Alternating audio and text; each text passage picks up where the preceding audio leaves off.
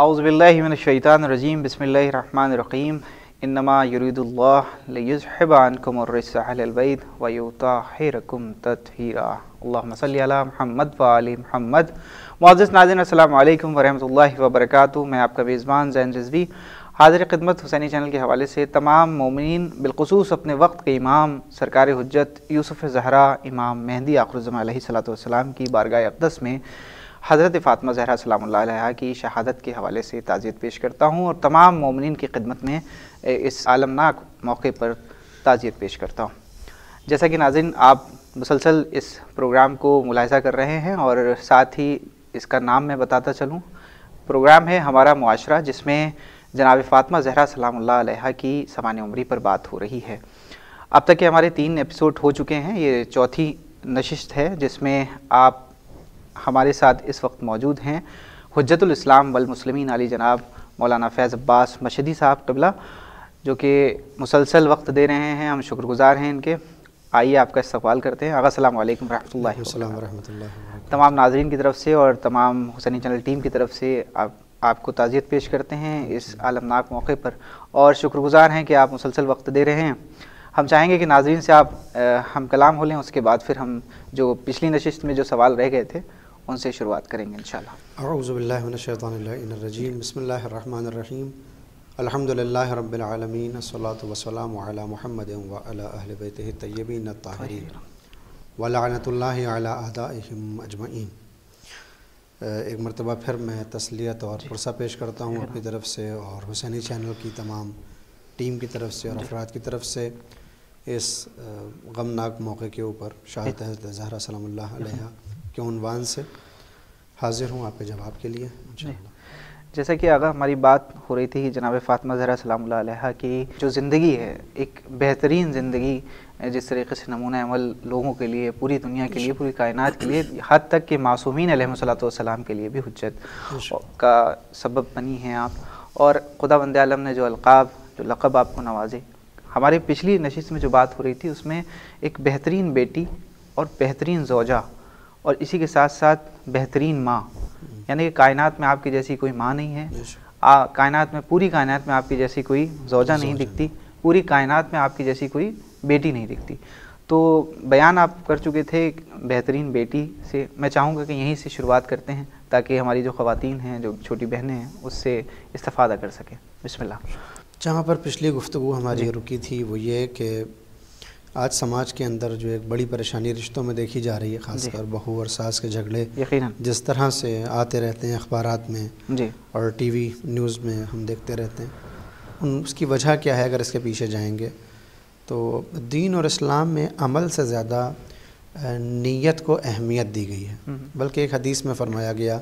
کہ الاعمال بالنیات، عمل کی حقیقت اس کی نیت پر ہے۔ دوسری حدیث میں یہاں تک ملتا ہے کہ بعض وقت عمل کا ثواب کم ہوتا ہے، نیت کا ثواب زیادہ ہوتا ہے۔ کسی نے پوچھا بھی کہ یہ کیسے ہو سکتا ہے کہ صاحب عمل اصل ہے، نیت تو بس ذریعہ ہے اور بس ہو جاتی ہے، اس کا ثواب زیادہ کیوں ہے؟ علماء نے جواب دیا اس لیے کہ جس وقت انسان کسی عمل کو کرنے کی نیت کرتا ہے تو وہ پاکیزہ ہوتی ہے۔ کوئی بھی نیک عمل جب کرنا چاہتا ہے اس کو خیال آتا ہے وہ پاکیزہ ہوتا ہے، اس میں ریا نہیں ہوتی، اس میں دکھاوا نہیں ہوتا، بس وہ نیت کرتا ہے کہ یہ کام مجھے کرنا ہے، پھر وہ عمل کرتا ہے۔ لیکن عمل کے کرنے کے وقت ایسا ہو جاتا ہے کہ اس کے اندر کہیں نہ کہیں شرک خفی آ جاتا ہے۔ شرک خفی یعنی شرک خفی یہ کہ جو کام اللہ کے لیے ہونا چاہیے تھا، جو کام دین کے لیے ہونا چاہیے تھا، اس کام میں آغاز ہوا نیت سے کہ یہ کام ہم اللہ کے لیے کریں گے، مگر جب وہ کام ہونے لگا تو اس کی شہرت ہونے لگی، یا اپنے ذہنی خیالات کی وجہ سے یا نفس کے حملے کی وجہ سے اس میں خدا کے علاوہ دوسرا بھی شریک ہو جاتا ہے۔ میں مثال دوں شرک خفی کی تاکہ بات واضح ہو جائے کہ مثلاً کسی نے نماز شروع کی خداوند عالم کے لیے، اندھیری رات میں مسجد میں پہنچا، دروازہ کھولا، نیت کی نماز پڑھتا ہوں میں قربتاً الی اللہ، یہ اتنی رات میں سردی کی جو آیا ہے یہ اللہ کے لیے آیا ہے، نیت اس کی پاکیزہ ہے۔ نماز پڑھتے پڑھتے اس کو احساس یہ ہوا کہ مسجد میں کوئی دوسرا بھی آ گیا ہے، اور اب یہ یہاں سے اپنی نماز کو اس کے آنے کی وجہ سے تھوڑا سا تبدیل کرنے لگے، یہ سوچ کر کہ ابھی تو میں جلدی جلدی پڑھ رہا تھا، اگر میں نے اب جلدی جلدی پڑھا تو یہ میرے برابر میں جو کھڑا ہوا یہ میرے بارے میں کیا سوچے گا. اچھا. لہٰذا قرأت بہتر ہونے لگی, تلاوت میں وقت لگنے لگا, نماز میں لگنے یہ لگا کہ جیسے خضوع اور خشوع بڑھ گیا ہے. اچھا. اس کو شرک خفی کہتے ہیں, اس لیے کہ جو پہلے عمل ہو رہا تھا وہ اللہ کے لیے ہو رہا تھا. اب یہ جو عمل بہتر بنانے کی کوشش کی جا رہی ہے بظاہر, البتہ یہ مثال ہے, تو اس میں اب یہ جو زیادہ وقت لگ رہا ہے قرأت میں, زیادہ وقت لگ رہا ہے تلاوت میں, یہ اس غیر خدا کے لیے ہے جو مسجد میں آیا ہے. اچھا. یعنی نماز اللہ کے لیے تھی مگر اس کو اب خیال آ گیا ہے کسی دوسرے کا کہ یہ نماز اس کی وجہ سے ایسی ہو جانی چاہیے. اس کو شرک خفی کہا جاتا ہے. یعنی کہ ہمارے کچھ اچھے کام جو ہم انجام دیتے ہیں, اگر ہم کسی دوسرے کی نظر میں اس کو شہرت کے لیے کر رہے ہیں تو وہ شرک خفی, وہ شرک خفی ہے. اگر وہ عبادت ہے اور ہم اس کو اللہ کے علاوہ کسی یہ قبول بھی نہیں ہے بارگاہ الہی؟ ہرگز نہیں قبول ہے. شرک اسی لیے دو قسمیں ہو جاتی ہیں. شرک جلی یہ ہے کہ انسان اللہ کی معاذ اللہ نعوذ باللہ کسی خدا کی مورتی بنا لے اور اس کی پوجا کرنے لگے, یہ شرک جلی ہے, وہ شرک کر رہا ہے, اللہ کا شریک قرار دے رہا ہے اس مورتی کو. لیکن اگر وہ نہیں, یہ سب نہیں کر رہا ہے, عمل اللہ کے لیے ہے مگر غیر خدا کو اس میں شریک کر رہا ہے, غیر خدا کو شریک کر رہا ہے یعنی ان کی رضایت کے لیے کر رہا ہے, تو یہ کام بڑا نام ہوگا, بہت شہرت مل جائے گی کہ بھئی بالکل اتنا زیادہ عبادت گزار بندہ ہے. لہٰذا تمام عبادات کے اندر ریاکاری ایک لفظ استعمال ہوتا ہے. اس کا مطلب یہ ریا آتا ہے رایا سے, رایا عربی میں کہتے ہیں دیکھنے کو. تو جب اللہ کے علاوہ کسی دوسرے کو عمل دکھایا جانے لگے تو اس کو ریا کہا جاتا ہے اور یہ عمل کو باطل کر دیتا ہے. اس کے ساتھ ایک اور لفظ ہوتا ہے سمعہ, ریا کے بعد سمعہ ہے. فرق یہ ہوتا ہے کہ ریا دکھایا جاتا ہے, سمعہ سنایا جاتا ہے. عمل کی نیت پاک تھی, عمل اچھا ہو گیا, ختم ہو گیا عمل, کسی کو دکھانے کے لیے نہیں کیا. عمل کے تمام ہونے کے بعد اس کی شہرت پیدا ہوئی کہ بڑا اچھا عمل تھا, بڑا اچھا کام تھا, اور اب خیال یہ پیدا ہوا کہ یہ جو پھیل رہا ہے یہ اور زیادہ پھیلے تاکہ میرا نام ہونے لگے, میری شہرت بڑھنے لگے. تو یہ جو دوسروں کو سنانے کے لیے اب ایک خواہش پیدا ہو رہی ہے, اس کو سمعہ کہا جاتا ہے. مثلا اگر کسی نے کوئی اچھا کام انجام دیا ہے یا کسی کی غیب سے مدد کر دی ہے یا کسی طریقے کا کوئی ایسا کام کر دیا ہے انجام کہ جس سے کسی کو فائدہ یا فائز پہنچا ہے, تو اب اس کو ہم ہو جانے کے بعد, شکر خدا کے بعد, اگر ہم کسی سے اس کا ذکر بھی کریں گے بالکل تو وہ بہرحال شرک ہو جائے گا. ذکر اگر یہ سوچ کر رہا ہے کہ میری شہرت ہو, لوگ میرے بارے میں بات کریں کہ یہ مدد کرتے ہیں, لوگ میرے بارے میں سوچیں کہ یہ بڑے نیک ہیں, تو جیسے یہ دوسروں کو ہم نے شامل کیا اس عمل میں تو یہ ہو جاتا ہے ریا اور سمعہ. میں نے یہ پوری بحث اس لیے شروع کی کہ عقد اور یہ جو مسائل جو آ رہے ہیں سامنے رشتوں میں, یہ خرابیاں آ رہی ہیں. کیوں آ رہی ہیں؟ اس لیے آ رہی ہیں کہ عقد اور شادی اور نکاح کو ہم نے ایک فیسٹیول بنا دیا ہے. ہم نے عقد کو ایک ایسا عمل بنا دیا ہے جس کو دین سے ہم کہیں نہ کہیں دور کر رہے ہیں, جس کو مذہب سے ہم دور کرنا چاہتے ہیں کہ یہ ہماری زندگی کا ایک کام ہے. بہت سے کام ہوتے ہیں, بچہ متولد ہوتا ہے, اس کے بعد اسکول جاتا ہے, اس کے بعد کالج جاتا ہے, اس کی نوکری لگتی ہے, انہی کاموں میں ایک کام یہ ہے کہ شادی ہو جاتی ہے. لہٰذا اس کو سیلیبریٹ کیا جاتا ہے, اور اب یہاں پر وہ تمام چیزیں جن کو نہیں مد نظر رکھنا چاہیے تھا وہ مد نظر رکھی جاتی ہیں. لیکن حقیقت میں کیا تھا؟ عقد کوئی ذاتی کام نہیں تھا, بلکہ عقد ایک عبادت کا نام تھا. میں نے پچھلے ایپیسوڈ میں بھی ذکر کیا ہے کہ عقد اللہ کی طرف سے ایک عبادت ہے, اور یہ ایسی عبادت ہے کہ نہ صرف یہ کہ اپنا ثواب ہے اس کا, بلکہ عقد سے پہلے جس نماز کا ثواب 1 رکعت تھا, عقد کے بعد اس 1 رکعت کا ثواب 70 رکعت کے برابر ہو جاتا ہے. لہٰذا اللہ نے, دین نے, شریعت نے, پیغمبر اسلام نے اس عقد کے کچھ قوانین بتائے تھے, کچھ واجبات تھے, کچھ محرمات تھے, کچھ مکروہات تھے, کچھ مستحبات تھے. اور جب دو فرد آپس میں ایک رشتے میں بندھ رہے ہیں, ایک مرد ہے ایک عورت ہے, تو پھر اللہ نے کچھ قوانین بنائے ہیں کہ مرد کیا چیزیں دیکھے گا, اور عورت کسی کے شادی اگر کر کے جا رہی ہے اس کے گھر میں تو وہ مرد کے اندر کیا دیکھے. اس کے پیمانے تھے کہ سب سے پہلے اس کا تقوی دیکھا جائے, اس کا ایمان دیکھا جائے, اس کی دینداری دیکھی جائے. لہٰذا معصوم کی ایک روایت ملتی ہے کہ اپنی بیٹیوں کو دیندار افراد کے ہاتھوں میں دو. دیندار سے مراد صرف نام کا دیندار نہیں ہو, حقیقی معنی میں دیندار ہو, متقی ہو, اللہ سے ڈرنے والا ہو. کیوں؟ وجہ یہ بتائی کہ دیکھیں, اگر آپ اپنی بیٹی کو کسی دیندار, متقی, پرہیزگار کے ہاتھ میں دیں گے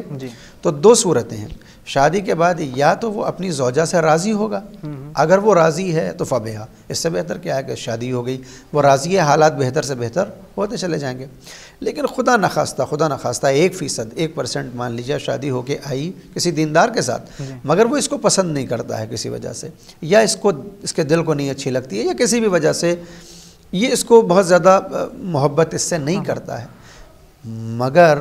دیندار ہے، اپنی دینداری کی وجہ سے، اپنے تقوی کی وجہ سے، اپنی پرہیزگاری کی وجہ سے کبھی وہ اس کے اوپر ظلم نہیں کرے گا۔ اس لیے کہ اگر دیندار نہیں ہوگا، پسند آ گئی تو پھر ٹھیک ہے، پسند ہے، اگر پسند نہیں آئی تو وہ ظلم کرے گا، وہ تشدد کرے گا، وہ نکالے گا، وہ بھگائے گا، سختیاں کرے گا، ستائے گا۔ لیکن دیندار ہوگا تو وہ ایسا نہیں کرے گا، وہ اللہ سے خوف کھاتا ہوگا۔ اسی لیے میں نے کہا کہ نام کا متقی نہیں، حقیقی معنی میں متقی و پرہیزگار ہوگا تو وہ اللہ سے ڈرے گا، لہٰذا کبھی اس خاتون کے اوپر ظلم نہیں کرے گا۔ ہونا یہ چاہیے تھا کہ عقد میں مرد کو عورت کی دینداری دیکھنی چاہیے تھی، عورت کو مرد کی دینداری دیکھنی چاہیے تھی۔ خانوادے میں ہمیں یہ دیکھنا چاہیے تھا جہاں اپنی بیٹی دے رہے ہیں وہاں دین کی کتنی پابندی کی جا رہی ہے، وہاں انسانیت کی کتنی پابندی کی جا رہی ہے۔ لیکن ہوتا کیا ہے، سب سے پہلے ہم دیکھتے ہیں اسٹیٹس کیا ہے،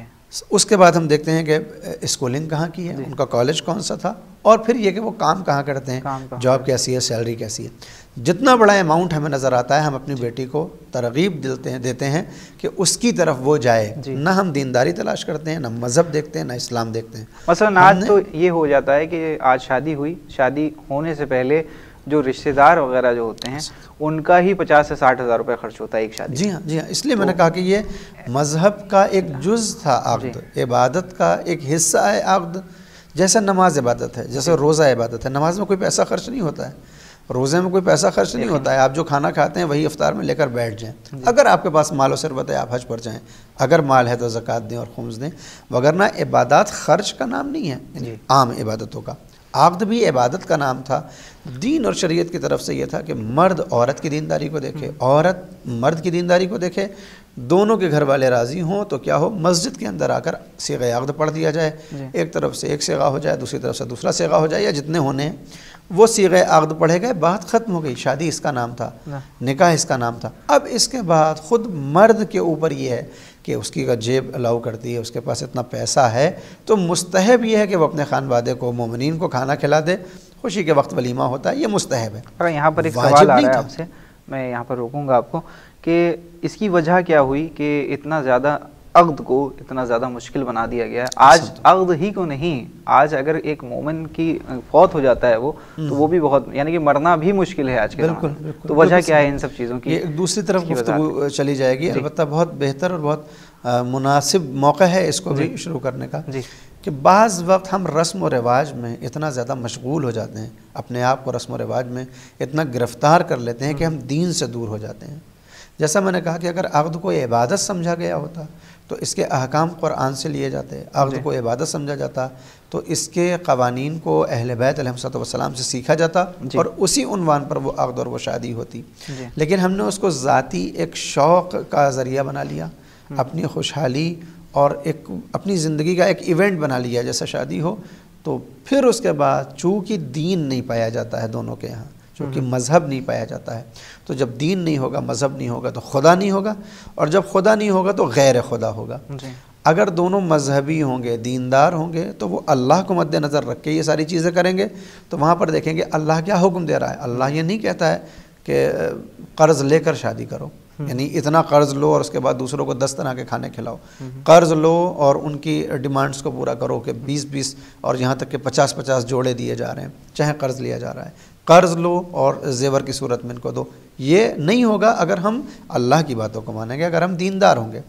لیکن ہم نے کیا کیا، اللہ کے قوانین کو ہٹایا، تو اب غیر خدا کے قوانین کو ہم نے داخل کیا کہ اگر میں نے ایسا نہیں کیا تو پڑوسی کیا کہے گا، اگر میں نے یہ مال نہیں دیا جہیز میں، اس کو نہیں دیا تو پھر میرے رشتہ دار کیا سوچیں گے، اگر میں نے اتنے زیور نہیں دیے تو میرے دوسرے جو اعزاء اور اقارب ہیں وہ مجھے غریب اور فقیر سمجھیں گے، اگر میں نے کھانے میں 10 طرح کے کھانے نہیں دیے تو محلے والے کیا کہیں گے۔ تو جیسے ہی غیر خدا اس میں شریک ہونے لگا، شادی کے اندر بھی جو ہے وہ نئی نئی رسمیں بننے لگیں، اور اپنے شوق کے لیے، اپنے آپ کو مطمئن کرنے کے لیے، دین کو نہیں، اپنے آپ کو مطمئن کرنے کے لیے ہم نے شادی کو سخت سے سختر بنا دیا۔ بات پھر شادی پہ نہیں رکی، بلکہ جیسا آپ نے فرمایا کہ اب مرنا شادی سے زیادہ مہنگا ہو رہا ہے۔ کیوں؟ جیسے وہاں پر ہم نے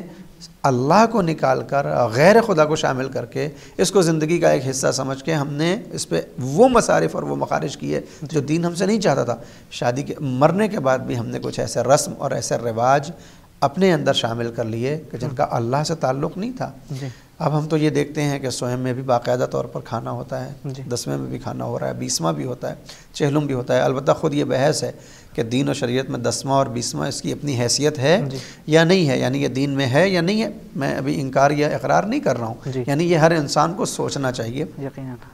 خیر فاتحہ کبھی بھی ہو سکتا ہے، 10ویں دن بھی ہو سکتا ہے، 20ویں دن بھی ہو سکتا ہے، 1 مہینے پر روزانہ کرنا چاہیے۔ جہاں پر بھی میت کے احکام آتے ہیں البتہ وہاں پر یہ ہے کہ 40 روز مسلسل آپ ان کی طرف سے غذا دیتے رہیے تاکہ ان کو ثواب پہنچتا رہے۔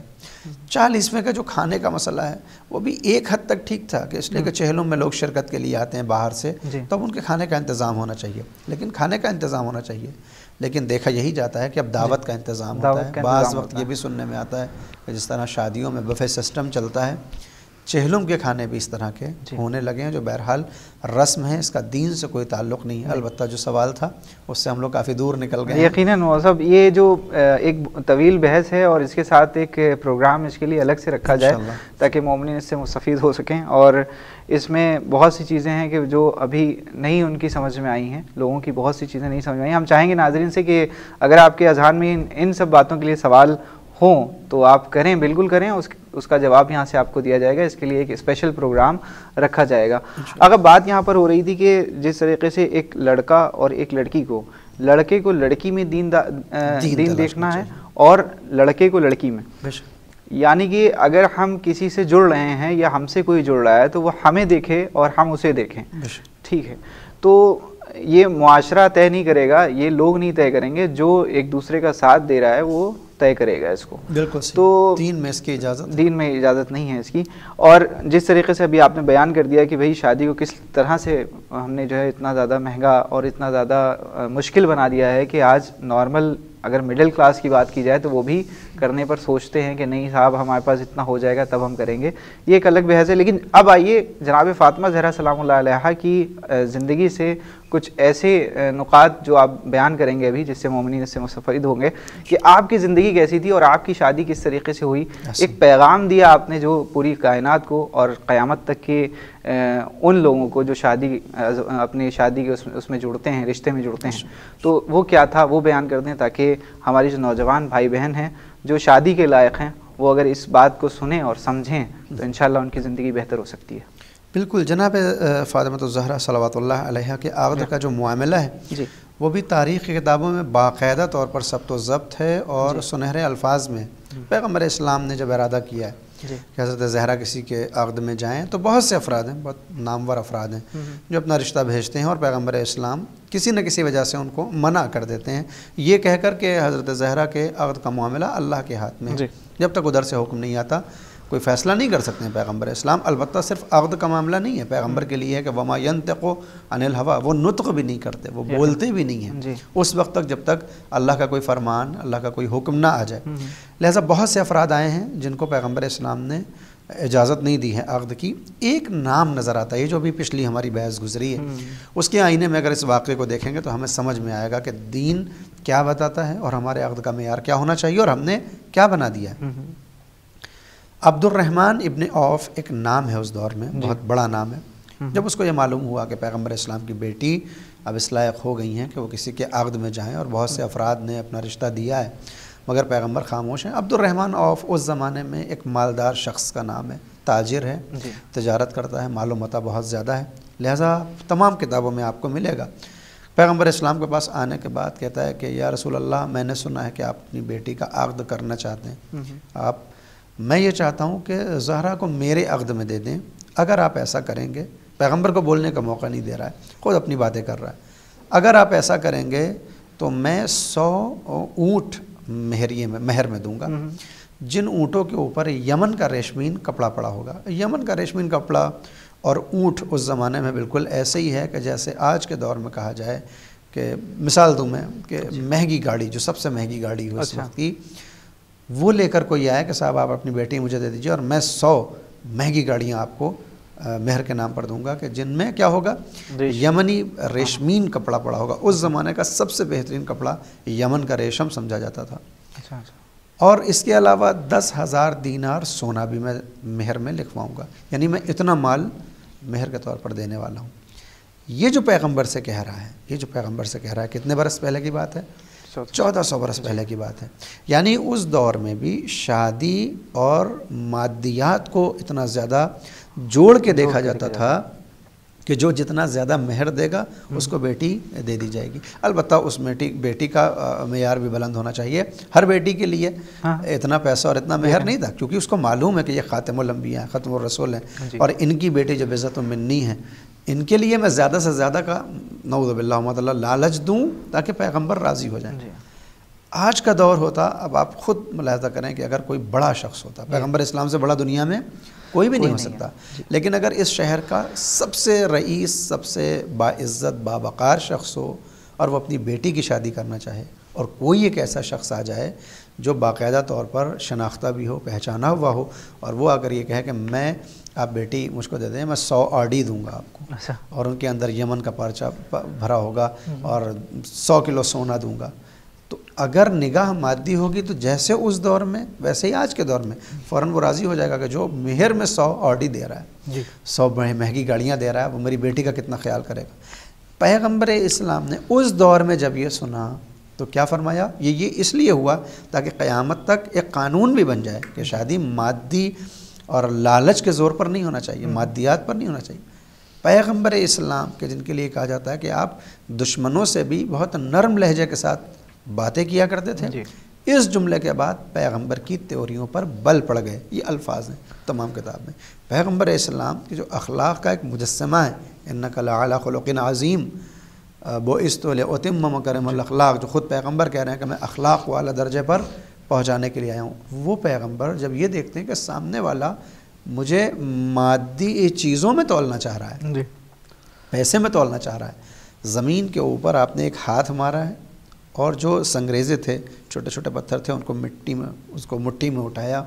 اور اٹھانے کے بعد کہا کہ تم مجھے دنیاوی معلومات کا لالچ دے کر یہ چاہتے ہو کہ زہرہ تمہارے عقد میں چلی جائے، اگر میں چاہوں تو یہ ساری کائنات سونے کی ہو جائے. اور اب جو پیغمبر اسلام نے اپنے دست مبارک کو کھولا، البتہ بعض روایات یہیں پر ختم ہو جاتی ہیں کہ پیغمبر نے انکار کیا، اور بعض کتابوں میں ملتا ہے کہ پیغمبر نے اپنی مٹھی کو کھولا اور اب لوگوں نے دیکھا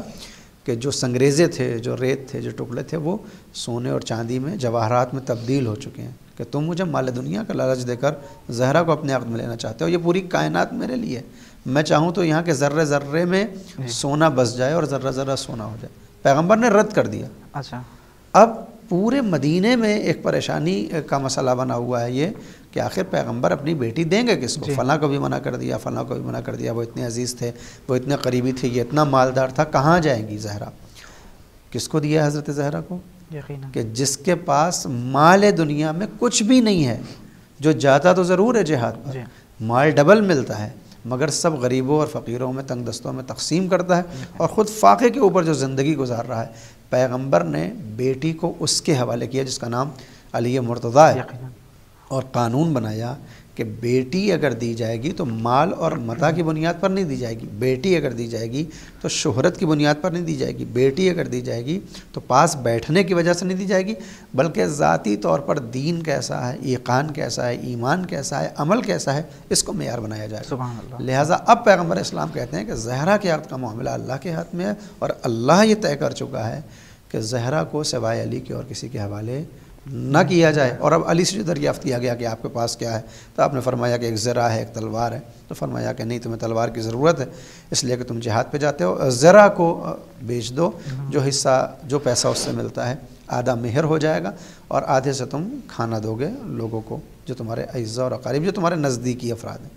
وہ آپ سمجھ سکتے ہیں کہ ایک زرہ کتنے کی بکی ہوگی. لوگوں نے لکھا کہ صاحب اتنے درہم کی بکی اور اتنے دینار کی بکی. آج کے دور میں آپ دیکھ لیجئے، اس زمانے میں ایک بلڈ پروف جیکٹ کی قیمت کیا ہوگی؟ میں یہی کہہ سکتا ہوں اس دور کی زرہ، یعنی آج کی بلڈ پروف جیکٹ کیا قیمت ہوگی اس کی؟ مولا کائنات نے اس کو بیچا ہے اور اسی کو آدھا مہر میں دیا ہے، اور آدھے سے اپنے اعزاء اور اقارب کو روٹی اور کھجور کھلائی ہے. یعنی کہ ایک میسیج دیا ہے یہاں پر، جو میسنجر آف گاڈ ہے حضرت رسول خدا صلی اللہ علیہ وسلم کی طرف سے، کہ مولا کائنات علی ابن ابی طالب علیہ السلام نے، کہ ان معصومین علیہ السلام نے یہ میسیج دیا ہے کہ اگر تمہیں شادی ہی کرنا ہے، اگر تمہیں رشتے سے ہی جڑنا ہے، تو ایسی جگہ نہیں جڑنا چاہیے کہ جس میں آپ کو مال و دولت کا اور دین، شہرت، مال و دولت ہو اور دین نہ ہو، اور دین نہ ہو. اگر مال و دولت ہے اور دین ہے تب تو صحیح، کوئی حرج نہیں ہے، لیکن اس کے ساتھ ساتھ اگر مال و دولت ہے لیکن دین نہیں ہے تو آپ اس جگہ اپنے آپ کو نہ وہ کریں گے تاکہ جس سے آگے جا کے کوئی پریشانی کا سبب بنے اس میں۔ آگا یہاں پر ہمارا وقت ہو گیا، ہم اجازت چاہیں گے آپ سے، اور انشاءاللہ کل اسی کے آگے ہم پھر سے لے کر حاضر ہوں گے۔ اور ہماری بات جو ہے مکمل ابھی بھی نہیں ہوئی، جناب فاطمہ زہرا سلام اللہ علیہا کے القاب جو لقب ہیں 9 لقب ہیں، اس میں ابھی ہماری بات چل رہی تھی۔ اس وقت جو ہماری بات چل رہی ہے وہ یہ ہے کہ کیونکہ اس میں کئی باب ہیں جو کھلتے چلے جا رہے ہیں، اس میں سب سے ضروری یہ تھا کہ آپ کی جو زندگی ہے اس میں ایک بہترین بیٹی، بہترین زوجہ اور بہترین ماں ہیں آپ۔ دنیا میں آپ کے جیسا نہ کوئی بیٹی دیکھی جا سکتی ہے، نہ تاریخ میں کوئی ماں دکھتی ہے، اور نہ ہی کوئی زوجہ دکھتی ہے۔ تو یہ ابھی اس ایپیسوڈ میں بھی چھوٹ گیا ہے، انشاءاللہ اگلے ایپیسوڈ میں لے کر حاضر ہوں گے ہم، تب تک کے لیے آپ سے اجازت چاہیں گے۔ تو ناظرین یہ تھے حجت الاسلام والمسلمین عالی جناب مولانا فیض عباس مشری صاحب، جو کہ اس وقت ہم سے بات کر رہے ہیں پروگرام ہمارا معاشرہ، جس میں بات ہو رہی ہے جناب فاطمہ زہرا سلام اللہ علیہا کی سوانح عمری پر۔ اگر آپ کے اذہان میں کوئی سوال ہو تو آپ اس نمبر پہ ہم سے کر سکتے ہیں، آپ کو آگا کے اس پروگرام میں آگا آپ کو جواب دیں گے انشاءاللہ اگلے نشست میں۔ اب اپنے میزبان زین رضوی کو دیے اجازت، اس امید کے ساتھ کہ پھر حاضر ہوں گا کل اسی وقت۔ والسلام علیکم ورحمۃ اللہ وبرکاتہ۔